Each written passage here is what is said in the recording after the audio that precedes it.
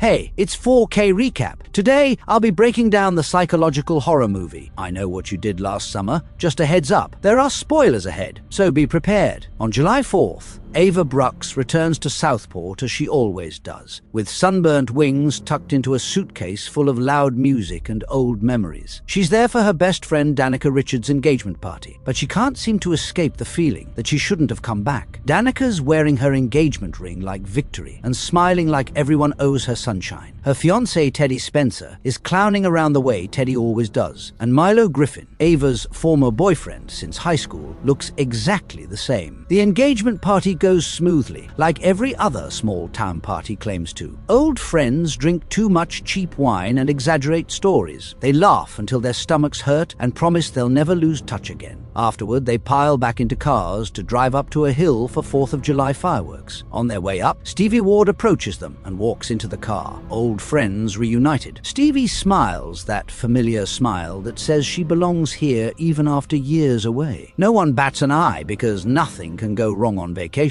The group is young, reckless, buzzing with alcohol. There's beautiful fireworks tonight, lit up against the dark ocean sky. For one fleeting moment, they forget what's waiting for them. Teddy decides he wants to start playing games with Danica inside the car. So he yells at her to look out. Teddy shouts as if something's barreling toward them on the side of the road. Danica panics and slams on the brakes. Everyone shrieks as Teddy laughs like he's already won. He hops out of the driver's side door and dances around in the middle of the road like a cartoon character. That's when reality comes knocking once more. Someone speeds around the curve in their car, nearly hitting Teddy. They swerve to miss him, but scrape along the side of their vehicle and rip into the guardrail. Blinding headlights flash before the car topples off the side of the cliff. Seconds feel like hours as they hear taillights accelerate away, glass shatter and crunch, and flesh meet metal, all before the car free falls into nothingness. Miles of silence fills the air before they're broken by fireworks exploding overhead. Everyone stares down the hill helplessly. Danica looks to Ava, who looks to Milo, whose eyes widen before fixing on Stevie with hatred she'll never forget. Teddy and Danica force everyone into the car and declare no one leaves until they decide it's safe. No police, no accident reports. Just hide what we saw and pretend it wasn't us. It doesn't bring them together. If anything, that night tears them apart instantly.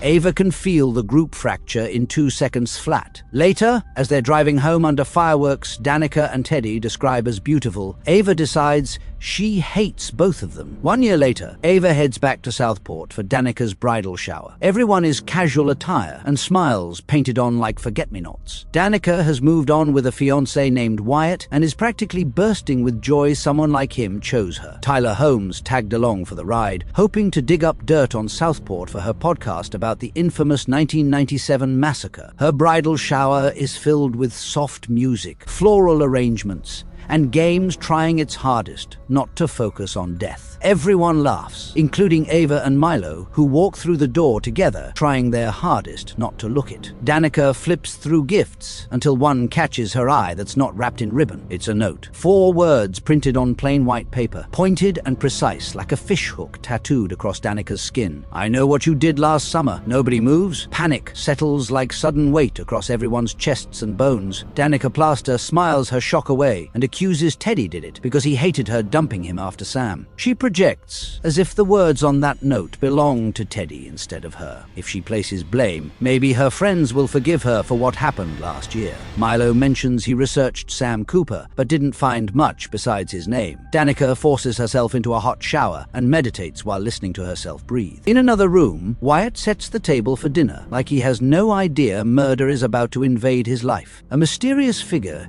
in a fisherman's slicker walks into frame, tall, shadowy, and poised to strike. Wyatt's murdered before he even knows what hit him, and Tyler finds his body first thing in the morning. Police stations become magnets. When there's nowhere else to go, they all show up there together, trying to find something. Anyone who can help them piece together what happened to Wyatt. The group reunites inside, keeping half-empty space between themselves like fear and blame eats at their bonds. Danica sobs and apologizes for being upstairs, for not hearing anything, for not being enough. Ava spends the night at Danica's house, because that's what best friends do. Danica confesses to Ava something she's avoided saying for the past year. She drove Ava away after what happened on the cliff because she knew Ava would do anything to keep their secret. Ava feels seen and angry all at once, like friendship should never punish you. Morning arrives way too soon, and with it comes Tyler's need to learn. She drags Ava to Bayside House, the abandoned department store where Elsa and Helen Shivers were murdered 64 years ago. Tyler's research is cut short when the killer strikes, and the house becomes a death trap, clawing at their ankles until Ava is trapped in a hanging cage and swinging helplessly. Tyler climbs into the attic and tries to escape, but she doesn't make it. Tyler gets murdered too, and her lifeless corpse hangs from a rope outside for everyone to see. Another promotional display. Ava can't trust the police to protect them now that bodies are piling up. If she has any chance of stopping the second murderer, she needs someone who understands. Someone who survived Southport's killing spree 4 years ago, who keeps those demons at bay. Julie James is teaching at Hoffman University, so Ava hunts her down and barges into her life. Julie listens intently as Ava recounts everything. The note, Wyatt, Tyler, murders at Southport's worst intersections. Julie tries to comfort Ava, but fails. Instead, she points out that this new murderer isn't killing people at random. He's looking for someone. Ava needs to learn who Sam Cooper was before she can figure out why he matters. The town hall meeting takes place at the school, and Grant books it immediately with the police chief before anyone can address the crowd. Communities love telling scared people everything will be okay when they have no control over the situation. Sam Cooper was a drug addict and thief, says Grant. He stole someone's car and crashed and died when he tried to escape the police. Prayer services led by Father Judah will take place at the church until the killer moves on. So go home and be positive. Ray Bronson stands up and shouts that the problem with everyone is they keep pretending like prayer means something. Cancer didn't kill his daughter, but what if someone believed enough and ended up doing something? Ray storms out to confront Julie about telling Ava to solve this mystery herself. She should have known better than to trust the past again. Ray deserves better than what happened 64 years ago, old meets new, when Ray beats down Julie's door and screams at her until she breaks down crying. Ava, Milo, and Stevie investigate Sam Cooper's crashed car together, hoping something adds up between the broken taillights and radio static. Sam's car came from the church, so they plan on tailing Father Judah before digging their feet in. Ava lies and tells the police she stole her brother's car to get close to Judah unnoticed. Danica and Teddy spend their day at the cemetery digging for clues between tombstones and forgotten graves. Guilt is a motivator and makes humans do terrible things. Danica gets attacked at the cemetery while Teddy saves her after knocking the attacker out cold with a vase. Problem is, now they know for sure the killer can reach them anywhere at any time. Staying together is the logical choice. So the group hoards inside Danica's house like frightened rats. Danica embraces everyone like she'll never let them go, promising they won't sleep in separate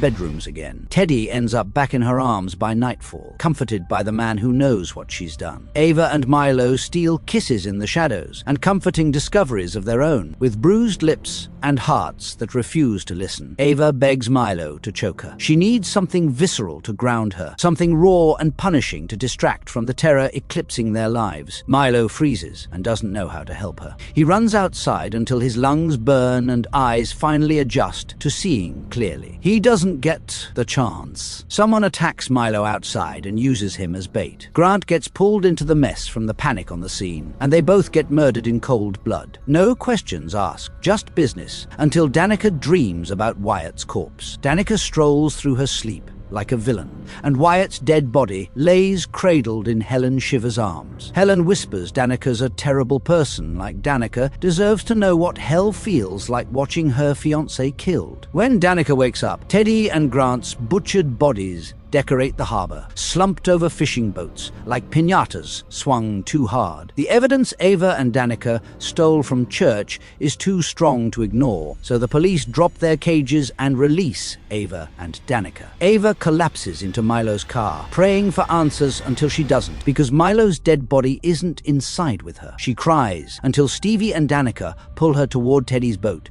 to escape the police lurking behind every corner like vultures. Police surround Father Judah's car when they arrive to arrest him for murder. They won't find Father Judah behind the wheel, but they will find him murdered in the driver's seat. Next to his body lies the original copy of Sam and Judah's picture. Judah and Sam are smiling beside each other with a heart drawn around them and scribbled words Ava can barely read. Stevie connected. She knows her. Now, on Teddy's boat, the mystery of who's killing the ends. It ends with blood on Ava's hands, and why she should hate Stevie with every breath. Stevie ambushes Ava and reveals she met Sam at a drug and alcohol rehabilitation center. Sam was trying to prevent Stevie from relapsing the night they crashed into the ocean together. It doesn't matter that they didn't mean to kill Sam. Stevie smiles brightly and says she knows Ava will hate her now. Danica punches Stevie until she can't stand, and then Danica takes a swing for good measure. They toss Stevie overboard before Ray storms the boat with a gun. It takes everything in Ava not to run, but she faces Ray until she can't anymore, and he stabs her through the gut. Julie arrives to find Ava collapsed on the floor next to blood pooling underneath her. Ray didn't kill Sam by accident like everyone else. Ray hated how Southport got back on its feet after they fixed the murders 4 summers ago. He let the people of Southport bury 2 murderers like it was easy, and then he picked up where Helen and Elsa left off. Ava watches Ray dig his own grave with Julie's help and shoots him through the back with his spear gun. She blacks out, coughing up shards of seawater and revenge. Miraculously, Danica washes up on shore alive. She lives because her body decided not to give up like the rest of her. Ava finds her nearly dead body, and they spend hours in the hospital sewing her back together. When they're finally released with Jing fighting instructions and prescriptions, they hug like apologies and candy bars full of promises. Danica follows Ava onto the beach to grab food, because how else will they ever feel normal again? They joke they should kill Stevie once and for all. Between laughter comes realization, and Ava understands why Ray did what he did. Julie pulls up behind her truck, and on her dashboard sits a photograph of Julie and Carla crossed out like strangers. Carla stares ahead, unaware, or maybe simply unfazed. She smiles politely at Julie when she approaches like old friends instead of would-be murderers. Carla won't be so lucky. Thanks for watching. Don't forget to subscribe for more videos like this. Hit the notification bell and give it a thumbs up to support the channel.